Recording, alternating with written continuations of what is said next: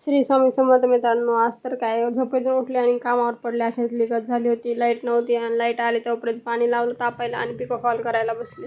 इकडं जर आला खाऊ घालूस तर काय आपली भाजी जळालेली होती. मग काय थोडी थोडी जेवढी जळवली तेवढी काढून घेतली आणि तशीच आमच्या दोघांनी पण खाल्ली. खरं तर सांगायची गोष्ट हे की मी ती भाजी नाही खाल्ली आणि ते एकट्यांनीच खाल्ली, कारण की ती करपली होती. त्याच्यामुळे आणि आंबे आणले होते, त्याच्यासोबत आंबे पण खाऊन घेतले. जेवण केलं. आमच्या दुर्वाला ड्रेस शिवायचा आहे, त्याची तयारी चालू आहे. आषाढी एकादशी येत आहे आता 6 तारखेला, त्याच्यामुळे कपडा घेतला आणि दोरा घेतला.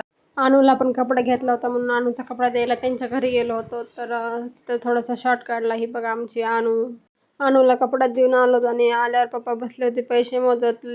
लेक तर काय चिल्लर मागत होती, पण पप्पाने काय तर बंडल काढून दिला. बघा लेकीवरचं प्रेम. मी मागितलं असतं 10 रुपयेसुद्धा लवकर दिले नसते, पटकन कशाला पाहिजेत असं तसं विचारत बसले असते. नंतर दुर्वाला ते घेऊन गेले आणि पिको फॉलच्या साड्या खूप साऱ्या होत्या म्हणून सकाळी 1-2 केल्या. नंतर दिवसभर तेच करत होते. पिको फॉल पूर्ण लावून घेतले. आणि आमच्या दुर्वाला ड्रेस शिवायचा आहे, तर आत्या आम्हाला नाव काढून देणार आहे. तर नाव तर राहिलं बाजूला, तर सेम कलर असल्यामुळं तर ते काय उमटतच नव्हतं. मग नंतर स्वयंपाक केला आणि दुर्वाची मस्ती चालू झाली.